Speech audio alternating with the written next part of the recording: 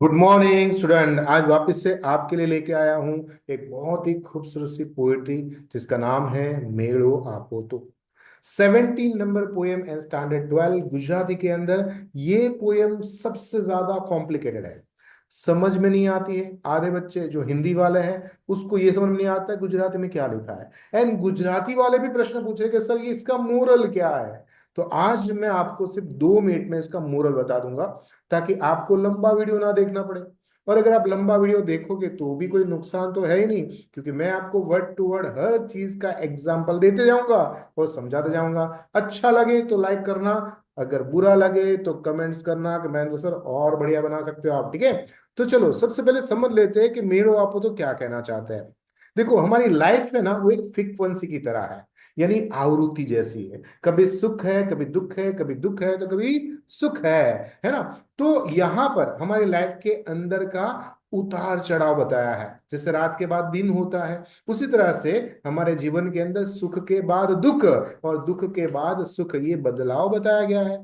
परंतु हमें सुख और दुख के अंदर क्या करना चाहिए, हमें अपने विचारों के ऊपर, अपनी भावनाओं के ऊपर हमें सकारात्मक पॉजिटिव सोच रखनी चाहिए, और वही हमें ऊर्जावान ताकतवर बनाती है। अगर नकारात्मक सोचोगे तो लंबी दूरी का सफर तय नहीं कर पाओगे भाई। इसलिए परिस्थिति तो बदलेगी, तो हमें अपना स्वभाव भी बदलना पड़ेगा, शांत रहना पड़ेगा, दिमाग को स्थिर रखना पड़ेगा, संतुलित रखना पड़ेगा, और हमें अच्छे लोगों की संगति में रहना पड़ेगा, अच्छा वातावरण में रहना पड़ेगा। और वही लोगों की संगति, वही वातावरण से हमारे अंदर वापस से एक सकारात्मक ऊर्जा उत्पन्न करा देती है, और इस तरह से हमारा जीवन कैसा रहेगा, बैलेंस रहेगा।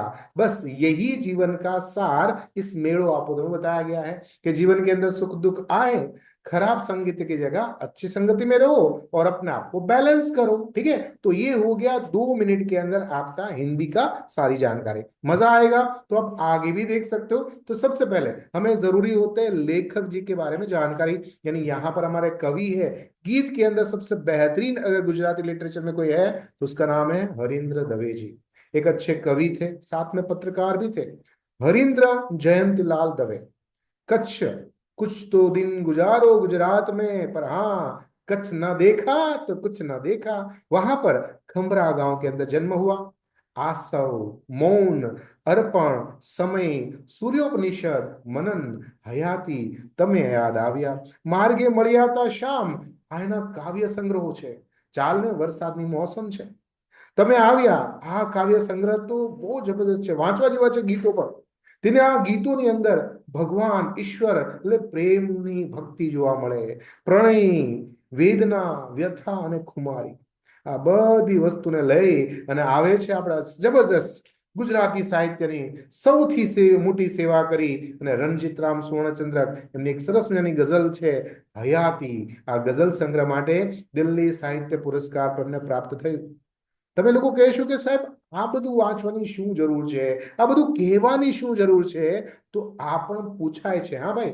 इसलिए क्या कहना है वापस से हिंदी में, दिल्ली साहित्य अकादमी और कबीर सम्मान ये बार बार पूछा गया क्वेश्चन है। सो बच्चों प्लीज नोट डाउन, ये जरूर नोट डाउन करिए कि ये सारी चीजें भी आपको एमसीक्यू में पूछी जा सकती है। सुनाओ, हम इस पोएम को समझने से पहले मेरे पास 3 एग्जाम्पल है, उस 3 एग्जाम्पल को समझने के बाद हम वर्ड टू वर्ड पोएम पे चलते हैं। तो ये भाई साहब जो लैपटॉप पे कुछ काम कर रहे, कॉफी पी रहे, पास में एक खूबसूरत सा मोबाइल और पीछे है मेट्रो सिटी। तो क्या कहना चाहता है, कोरोना है, कोरोना के अंदर हमने सीखा वर्क फ्रॉम होम, और ये वर्क फ्रॉम होम बहुत अच्छा लग रहा था।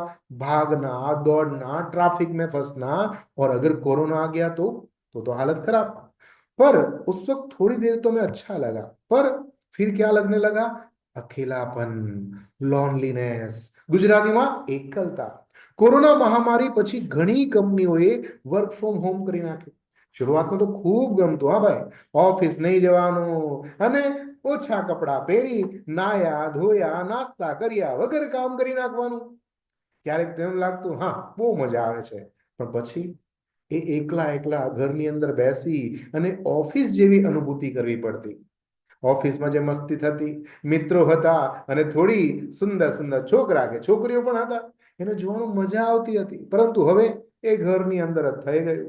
तो वापस हिंदी पे, कोई व्यक्ति एकलता गमती है तो किसी को टोला अच्छा लगता है। देखो परिस्थिति बदलती रहती है, हर बार परिस्थिति सेम नहीं हो सकती है। सो हमें ये पोएम ये कहना चाहती है, जिंदगी के अंदर आपकी मानसिकता ये बनाओ बच्चों कि परिस्थिति कैसी भी हो, हम उसके अंदर जीना सीखे, खेलना सीखे, आगे बढ़ना सीखे। और ये भाई साहब माथे पे हाथ रख के बैठे हैं एंड सोशल मीडिया पे देखो कितने सारे लोग उस पर हंस रहे हैं। यानी ये आपको दूसरा एग्जाम्पल है। सोशल मीडिया और मेंटली टॉर्चर क्या होता है, कभी कभी तो बहुत अच्छा लगता है, ओहो हो इतनी सारी लाइक आ गए, इतने सारे फॉलोअर्स आ गए, इतने सारे लोगों ने देख लिया, वाह मजा आ गया। पर फिर उदास हो जाता है, यार मैं बाहर खेलने नहीं जा पाया, मैं ये मॉल में नहीं जा पाया, मेरी शॉपिंग नहीं हुई, और ये तो यहां पहुंच गया, मैं यहां पर ही हूं। तो वहां पर लॉनलीनेस फील करता है। तो आजकल सोशल मीडिया के द्वारा हमें जो अकेलापन, तो कभी कभी बहुत मजा आता है, ये दोनों जिंदगी की जो आडंबर है, दिखावा है, ऐसी परिस्थिति आपको बताई गई है। यानी हमें दोनों परिस्थिति में जीना है। भाई साहब ये पोयम आपके लिए बहुत जबरदस्त है कि आप सोशल मीडिया से भले आप कितने भी कनेक्ट रहो, पर वो आपको गलत कनेक्ट ना कर देना, उसका ध्यान रखिएगा। एग्जाम्पल नंबर 3 ले लेते हैं, प्रवास, यानी कि घूमना फिरना। कोई है जो अकेला है ना, यानी कि सोलो ट्रैवलिंग करना पसंद करते, तो कोई फ्रेंड के साथ, फैमिली के साथ एंड गेट टुगेदर करते रहते हैं, मजा आता है। अब कोई सोलो ट्रैवलिंग कर रहा है, वो बंदा देख रहा है कि ओहो वहां पर देखो ये दरिया किनारे, वो देखो बगीचे के अंदर कितने सारे फ्रेंड्स साथ में धमाल मस्ती कर रहे हैं, और मैं अकेला ही हूं, मेरे साथ तो कोई नहीं है। तो जीवन के अंदर दोनों चीजों में जीना सीखो, चाहे अकेले हो चाहे सब आपके साथ हो, परिस्थिति आपके कंट्रोल में होनी चाहिए, नहीं कि आप परिस्थिति के कंट्रोल में होना चाहिए। सो मोरल ऑफ दिस पोएम, आज के समय के अंदर टोड़े के बीच में यानी सबके बीच में भी जीना सीखो और अकेले भी जीना सीखो। तो ये हो गया moral. Now word to word समझना पड़ेगा ना, चलो चले जाते हैं वर्ड टू वर्ड के ऊपर। मेड़ो आपो तो एक मानवीनो संग अने एकलता आपो तो टोड़े, जीवतर आपो तो एवं आपो के, श्वास एना केफ ना कसुंबी ना गोड़े। क्या बताना चाहते हैं, मेड़ो यानी कि बहुत सारे लोग, और उसके अंदर होती है बहुत सारी तक यानी मौका, बहुत सारा एंजॉयमेंट। पर हाँ जब अलग हो जाते उन सब से तो अकेलापन भी होता है। यानी थोड़ी देर में सबके साथ है तो थोड़ी देर में अकेले है। एग्जाम्पल, कोई व्यक्ति ने भीड़ में मजा आवे छे तो कोई ने एकला में मजा आवे छे। अब देखो स्वभाव अपना अपना और उस हिसाब से परिस्थिति भी अपनी अपनी। दूसरी लाइन क्या कहती है, जीवतर आपो तो श्वास एना केफ ना कसुंबी ना गोड़े। देखो एक सिंपल सी बात है कि अगर कोई चरस गांजा पीता है ना, उसको देखेगा एक लंबी से करके श्वास लेता है, और उस श्वास के अंदर वो अपनी सारा चरस गांजा अपने नाक के द्वारा दिमाग तक पहुंचा के इतना खुश हो जाता है, वाह क्या मजा आ गया, क्योंकि उसके एक एक श्वास का इंपॉर्टेंट पता है। कोई जो आईसीयू में एडमिट है उसको जाके पूछो, एक एक श्वास का इंपॉर्टेंट पता है, महत्व पता है। पर हमारे पास तो कितना श्वास आया कितना गया, आया राम गया राम गया राम आया राम, कोई ध्यान में नहीं रख रहे। क्यों? क्योंकि हम तो बहुत लंबा जीने वाले हैं। पर जिसके पास श्वास कम है, दिवस कम है, पल कम है, उसको जाके पूछो। यानी कि कहना चाहते हैं परिस्थिति कभी भी कैसी भी हो सकती है भाई साहब। चाहे कोई व्यक्ति अपने प्रिय कार्य के लिए आगे बढ़ता है तो उसको मजा आता है, पर वही कार्य जब उसका अप्रिय होता है तो मजा नहीं आता है। कोई कलाकार को देखो, कलाकार अकेला अकेला बजा रहा है पर 100 लोगों को एंजॉय करवा रहा है, तो उसको कलाकार को तो जाके पूछो कि आपको मजा आ रहा है कि नहीं आ रहा है। अगर वो मजे में है ना, तो ही सारे के सारे श्रोतागण मजे में आते हैं। पर वो अकेला है, यहाँ पर पूरा लोग टोले में है। तो ये यहाँ पर संगति बताई गई है। दूसरी लाइन को देखते हैं, तरता न आवड़े लगार अने तक तकता तड़का न दरिया ललकारे, थाकेली आंजो ने अनजाती नदी तोए, मुरझड़ चलके छे मझधारे। मृगजल मतलब होता है जो मिराज होता है। हम जाते हैं रोड के ऊपर ट्रैवलिंग करने के लिए, है ना, डेजर्ट में जाते हैं तो वहां पर देखिए कि दूर तक जो जमीन के अंदर से स्टीम निकलती है, ऐसा लगता है कि वहां पर पानी का एक झरना है। बस यही हमारी एक कल्पना है क्या, कि मानस अपने जीवन के अंदर परिस्थिति कैसी भी आ जाए उसके सामने तैयार ही रहो। अगर आपको जब नई जॉब लगनी है, इंटरव्यू देने जाना है, आप मस्त तैयार हुए हो, है ना, और उस समय आपको ऐसा लगता है अरे बाप रे मेरे को अकेले को ही सबको सामना करना पड़ेगा। तो ये है आपका पड़कार धबकारा, यानी आपको तैरना नहीं आता है, पर हाँ कोशिश तो जरूर करोगे। आप बचपन में छोटे थे, कितनी बार ट्राई की होगी, कितनी बार गिरे होंगे, साइकिल चलाते वक्त, पैदल चलते वक्त, दौड़ते वक्त, है ना। आपने ए फॉर एप्पल कितनी बार लिखा है। तो ये आपका जीवन का ललकार है, पड़कार है, पर फिर भी हमें समुद्र के उस साइड यानी कि मंजिल तक तो पहुंचना ही है। इसलिए कहते हैं क्या, कि कोई ऊंची अपेक्षा अपने पास मत रखो। एक्सपेक्टेशन रखोगे तो दुख मिलेगा, एक्सपेक्टेशन नहीं रखोगे तो कोई परेशानी नहीं आएगी। बस आप अपना 100% जरूर दीजिए। ठीक है, आगे बढ़ते हैं। टीपे टीपे थी पाई तो धराऊं, साउ तरस्यो છું હું રહી ગયો છલકાતી ચોળે, સુની બપોરની એકલતા એકલતા એકલતા બોલી અકળાયો। है ना, कोई व्यक्ति, व्यक्ति ने पास तक हो तो ना उपयोग अगर वो नहीं कर सकता है तो कोई मतलब नहीं है।